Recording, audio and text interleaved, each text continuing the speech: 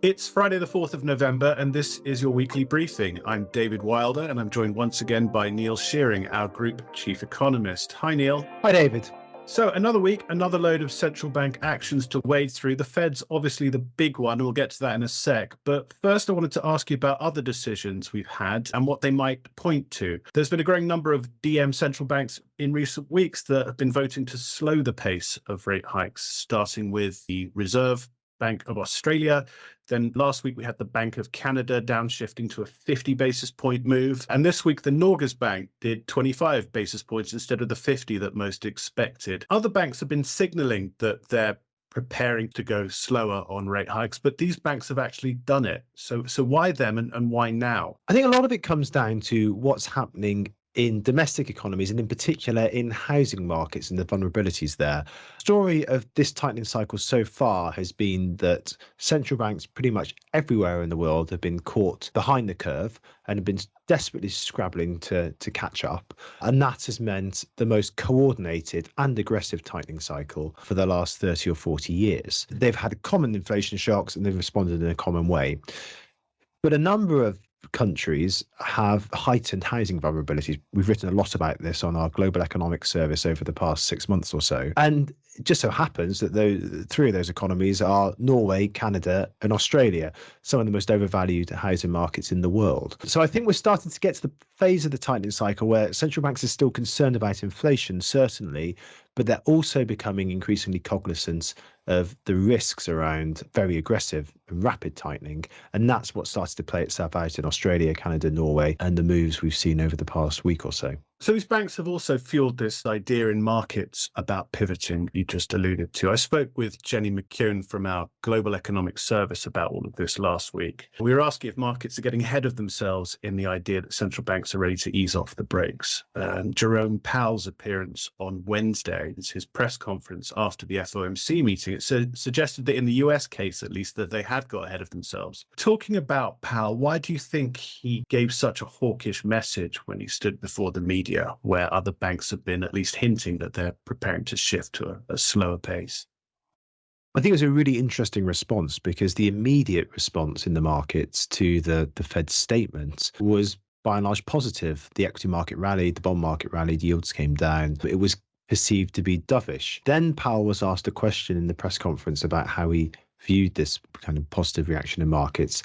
And we got this onslaught of hawkish rhetoric, and there's ways to go, quote unquote, in the tightening cycle. So quite clear that Powell definitely didn't want a loosening of financial conditions to be the result of this FOMC meeting.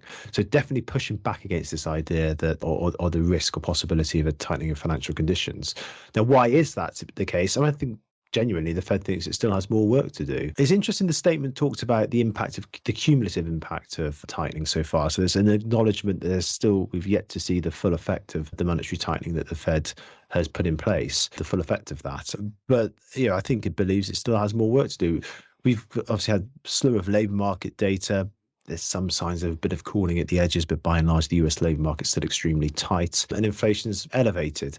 Now, we put out a piece last week explaining why we thought core inflation in the US would start to fall back, particularly over the second half of next year. So I think we may not be too far away from Fed shifting down the gears in terms of the pace of tightening, but it's not there yet. And I guess the point is that even if they do move down to smaller increments in their rate hikes, that the terminal rate could still be higher than had previously been expected. Well, that's possible, I think. I mean, that was certainly the way that Powell's press conference was written up, and certainly seems to be what he was hinting at, that they may slow the pace of tightening, but in their judgment, Fed funds was going to have to go higher than they had previously expected. But look, I think we're also at the point of the tightening cycle where central bank forward guidance counts for a bit less when the guidance they've given it over the previous months and quarters has been so wrong. So we've been in this position before where the central banks have been suggesting that they won't be raising interest rates very aggressively, then they'd start to raise interest rates very aggressively. Now they think that in the US rates might have to go slightly higher than they previously thought. I mean, I think that the essential point here is that central banks, to a large extent, are still flying blind. It's a very unusual inflation shock. They're dealing with a very unusual set of circumstances. The Fed at least thinks it needs to get financial conditions tight and to stay tight. but I don't think it really knows exactly where the terminal rate will be. Interestingly, Governor Bailey at the Bank of England took exactly the opposite stance on Thursday at the MPC meeting, basically trying to talk down some of the expectations for tightening in the UK market. Yeah, it's quite a figure in contrast to Jay Powell's appearance, Bailey. He was talking about how UK rates don't need to rise as far as the market's forecasting, and as far as we're forecasting, indeed. It's quite a different tune to what he was singing just a few weeks ago. What's changed his mind, do you think? I think the main thing that's changed his mind is that some of the strains in financial markets have eased. If you cast your mind back 2 or 3 weeks ago, we had big unfunded tax cuts promised by the Truss government and Chancellor Kwarteng, this turmoil in the gilt market, the collapse in sterling, the imported inflation and financial market tensions that would flow from all of that, which would have necessitated, I think, a much bigger move than we actually got on Thursday. We got 75 basis points. I think we would have been looking at 100 basis points had some of those market tensions not eased. Obviously, the government's changed. Prime Minister Sunak, Chancellor Hunt's taken a rather different approach to fiscal policy. Much more talk of fiscal rectitude. There's a fiscal event on the 17th of this month at which Chancellor Hunt is likely to outline plans to tighten fiscal policy further. Obviously, that's taken a lot of the strains and a lot of the heat out of the UK gilt market. It means that the Bank of England is going to have to do less in terms of monetary tightening. I think that's the fundamental thing that has changed. Now, the real question, I think, is the bank right in its judgment that the terminal rate will be nowhere near 5%? I think there's a good reason to think that, all other things being equal, the terminal rate will be lower than we would have previously thought to be the case when we knew there was going to be a large fiscal expansion. But I don't think it's unreasonable to think that the bank rate could get at or close to 5%, given the extent of pipeline inflation pressures that we know are still coming down the track, the tightness in the UK labour market, the huge hit to the UK's supply side that's not been a feature of other major economies. About 900,000 people having exited the labour market. So the massive shift there, massive difference there. So the Bank of England, I think, still has quite a lot of work to do. And all of these decisions come under this idea of central bank pivoting, and the message being that they're no longer moving in lockstep to address the inflation challenge. We had a note out this week talking about pivoting and how it's become this catch-all for the pace at which rates are rising and where rates will peak, and indeed when banks will actually cut rates. I guess according to the dictionary, that really is what the pivot is when you reverse course. One idea that's coming out of all of this is that the Fed is presenting a more hawkish front than other DM central banks. There was an immediate reaction in the dollar and in bond yields on Wednesday after Powell's comments. Our markets team is now warning the dollar could be moving in even further into overvalued territory.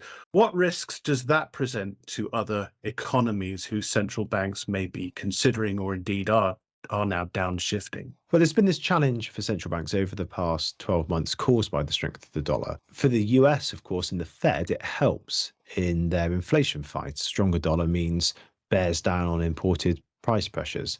But for other countries, the flip side of a strong dollar is a weakening of their currencies against the dollar. And that's important because key commodities are often priced in dollars, and many imports priced in dollars. So if their currency falls against the dollar, the local currency value of that goes up, and that exacerbates inflation problems. So there's been this strain caused by the strength of the dollar, and that's manifested itself in, or has been one reason why central banks have been trying to keep pace with the Fed in terms of monetary tightening, to try and ensure that their currencies don't weaken much further against the US currency.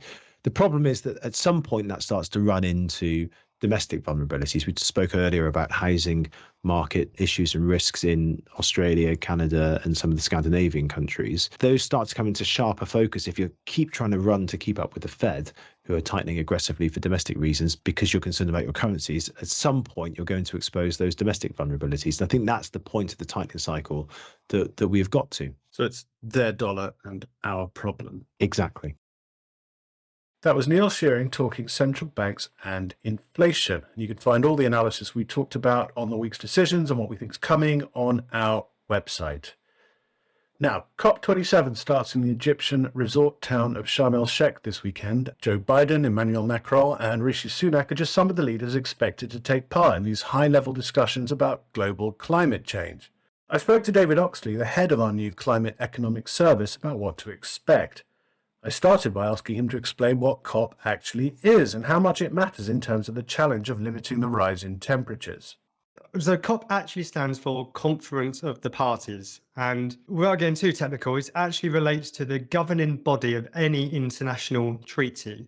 But in the climate arena, it's become synonymous with the annual UN climate change conference that takes place every year. The COPs matter because they were taken as a symbol of international cooperation on the climate challenge, which of course affects us all. So it was really, the Paris Agreement was seen as very important as an example of all clients falling in behind the science, as it were, and agreeing on the need to reduce emissions considerably over the coming decades to prevent the global temperature rising much further. So the overall goal of the Paris Agreement was to maintain the increase in the global average temperature to within about 1.5 degrees, ideally, of its pre-industrial average. As to what this means for the markets and macroeconomic performance, I think its importance can be overstated. Certainly, COPs and this COP will get a lot of media attention over the coming weeks. But it's worth noting that we're really not going to learn anything that we don't already know from this COP. Countries have already signed up to numerous ambitions to reduce their net greenhouse gas emissions to net zero over the coming decades, some more ambitious than others. But overall, what we're going to learn next week is probably not going to add much to that. If you were going to be uncharitable, people have described COP and events like this as blah, blah, blah. They result in a lot of pledges and commitments and quite light and actual policy action. I think there is something to be said for that, to be honest. A lot of the times, the goal of a COP is to come out with communiques and sort of political grandstanding. But from a market's perspective, they're really not as important as the amount of media attention they get would suggest. I don't want to give the impression that politics does not matter. Indeed, it's crucial. But I'd argue that some of the more important political events happen away from COP. We've had over the last few months this Inflation Reduction Act in the US, for example, which unleashed a lot of money to be spent on renewables and other green initiatives over the coming decade. And arguably in Europe, the energy crisis in the wake of the war in Ukraine has arguably done more to push renewables up the political agenda than anything that's really happened in COP. COP can deliver long-term goals to decarbonise, but I think as we've seen in the past year, when decarbonisation really becomes front and centre and part of the answer to help to improve energy security, I think that's a much more powerful political event that has much bigger market and macroeconomic implications. Much has been made of the preliminary guest list for COP27 and notable absences. India's Modi and Vladimir Putin from Russia, but in particular, Xi Jinping isn't attending COP27. What is the significance that the world's biggest emitter of carbon dioxide isn't going to be represented by the head of state at an event like this? And I think there are different opinions on this. Xi Jinping, he didn't attend the COP26 event in Glasgow last year, which was ostensibly put down to problems with travelling after the pandemic. There was a lot of discussion at the time asking exactly the same question on what does this mean? Some people pointed out and said, well, it's hardly the end of the world. You shouldn't be putting too much focus on one specific person's attendance, and pointing out that China would still be sending quite a substantial delegation to the talks. I've got some sympathy with that view. But the biggest thing here is more to do with the symbolism. I think it does send perhaps quite a powerful message of this might not be completely top of the priority list in certain countries. You've just completed a report, a contribution to our big project on the fracturing of the global economy, which argues that the world is coalescing around these two economic spheres, one aligned with China and one aligned with the US. How does the work on fracturing, how does that feed into this discussion about global cooperation on things like climate change? Well, I think it really highlights the fact that the China-led bloc has a lot of leverage over the supply of some of the key materials and technologies that are very much in demand as part of green transition. We mapped where the production and some of the processing of some of these key materials or just commodities in general, and how they fit in with the fracturing sort of framework you mentioned.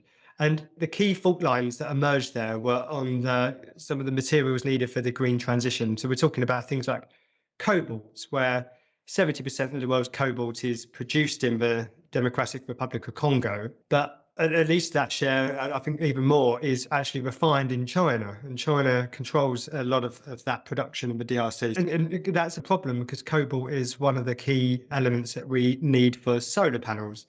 Similarly, rare earths are another key fault line we identified in the reports, where a large proportion of the world's rare earths originate from China. So this really identified the major fault lines and some of the geopolitical sort of potential flashpoints that could erupt over the coming years. The key conclusion from this was that we're going to see increasing demand for these green technologies, and there is clear potential for the supply of some of them to be constrained, the bottlenecks in the supply to emerge. So the key conclusion was that all of this could potentially push up the cost of the green transition, certainly for the US-led bloc, and ultimately delay it by a few years. There's a period of vulnerability over the coming years. As we're seeing in Europe, we're bringing forward goals to boost renewable supplies of electricity. Yeah, the onus really is on the supply and potential pinch points in that. So at an international level, it seems there are very strict limits to what governments can do to affect change when it comes to dealing with the climate crisis. But would you accept that at a national level, governments do have a role to play in pushing these green transitions? Yes, I don't want to downplay the role that governments have. My main point of argument against things like COP is a lot of it really comes across as warm words and vague pledges and ambitions that stretch out for decades. But as you say, as we've seen with the Inflation Reduction Acts in the US, you can get targeted packages of things like tax credits or subsidies or even mandates, that can really affect behaviour in an economy. We've seen this in the famous example of take up of electric vehicles in Norway. Now, that didn't happen by chance. That was because there was huge subsidies thrown at them, and also lots of practicalities, little perks, so you could use them in bus lanes and not have to pay tolls and all of this. So, yeah, there are definitely things that governments can do to give the green transition a good kick along. Our point on the technological front, though, is I think that the minute that renewables, for example, become unequivocally more competitive than fossil fuels, we really are very close to that point now. In some countries, probably past that point.